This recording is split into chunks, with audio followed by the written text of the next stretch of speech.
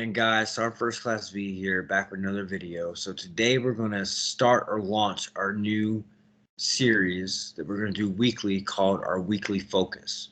So this week's focus is talking about the maintenance life cycle, okay? How it works and how it's supposed to work. So let me go ahead and share my screen here. So before we get into that, I want to talk about the Army Maintenance Standard, right? This is the standard for maintenance. So when we talk about standard for maintenance, right, the Army has one standard, which is 1020, right? All equipment is FMC, right? And it's FMC if the PMCSs are complete, service and repairs are complete, parts and supply needed on valid requisition. That means any deficiency you cannot fix on the spot has a valid part on order, right? Higher levels support maintenance request, okay? So make sure all that's good to go. And all BII, COIE is present and serviceable. That is what actually meets the Army's standard of 1020, okay? And that's according to the TM. So when we talk about maintenance life cycle, so it all starts with the before operator's PMCS, right? So when an operator does a PMCS, one, I hope he's qualified on that equipment. He should be qualified on that equipment if he's conducting a PMCS. However, after the operator's PMCS is being performed, right? So during command maintenance, when we're doing the PMCS, we need to make sure that we have our mechanics out there on the line with the operators to help streamline the whole process between fault identification to part on order, okay? This is going to help you guys out a lot because I've been that motor sergeant before. I've had some companies or battalions, 700, 800, 900 pieces of equipment, and it's extremely hard to scrub and update all 5098s in a week. I know there. I've been there, right?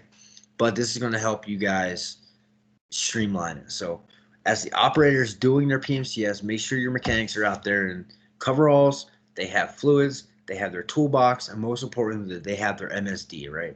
So the MSD is probably the most important piece in this whole puzzle because as the operators identify the fault, you can streamline the process by actually having the mechanic verify the fault, sign off on the fault, and actually put a NIN or material number next to the fault so when it gets to your shop office, whoever's handling your parts or to order your parts can actually speed up the process, right?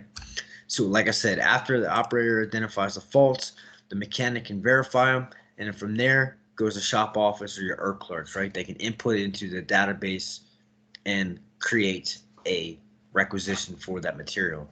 So once the clerk inputs the requisition for the part or to fix the deficiency, it's going to come through your SSA, right? So once the part comes through the SSA, the parts received not installed, right? So the ERP's going to update. So once they PGR, they'll know that it goes to that vehicle or admin number. From there, another side note, make sure that it is tagged. It should be tagged by the bumper number or MRO, saying, hey, this belongs to Alpha 27 or whatever it may be, right?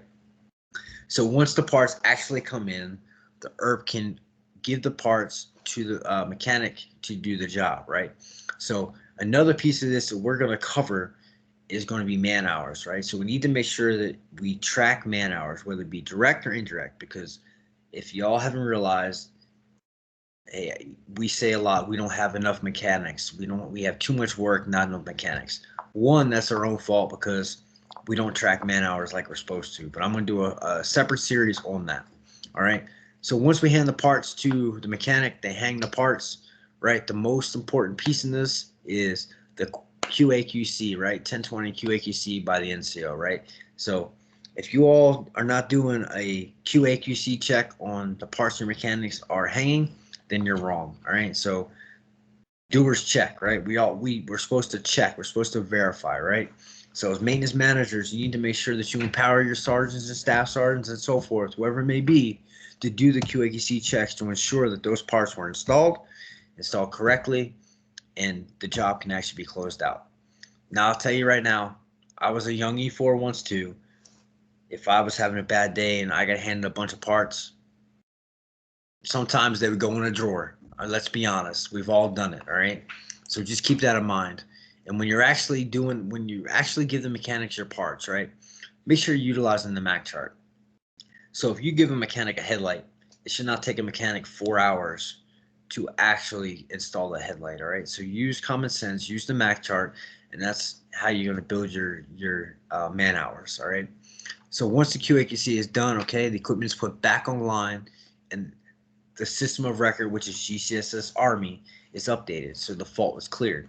So one of the issues I'm seeing is on the 5098s, at least in my organization, is yes, the mechanics may be installing these parts, fixing the faults, but they're not being cleared for the 5098. Okay, you can't just tickle clear it. You have to clear the notification, clear the work order, so it's completely off and the system of record is complete. All right, so like I said, once we get to that point, the cycle starts all over again. So like I said, I hope this video was helpful. This was just a brief overview of the maintenance cycle. We're actually going to go in depth on each step of the cycle and actually break it down into more detail. But if you're new to the channel, make sure you hit that subscribe button. Check out the videos. Leave some comments down below. Let me know what you think. If you have a certain topic or something you want to learn or want me to cover, make sure you let me know that as well. All right. Without further ado, go Ordnance.